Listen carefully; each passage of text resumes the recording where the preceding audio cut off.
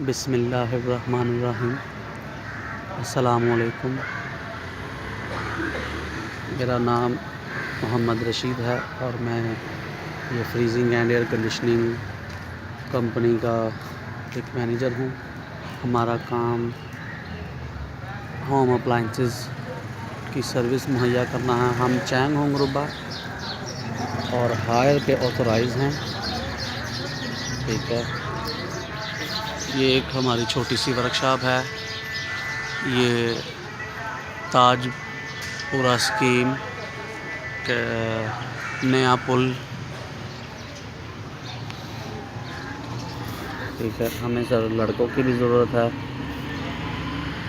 Fridge, AC, LED के कारीगर वगैरह के लिए अगर कोई हो तो वो इस नंबर पर रब्ता करे।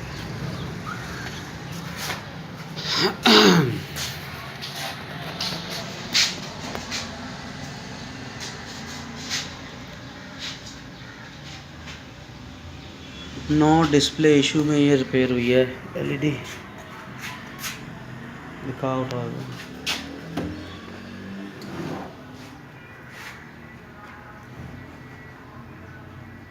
अब ये चल रही है।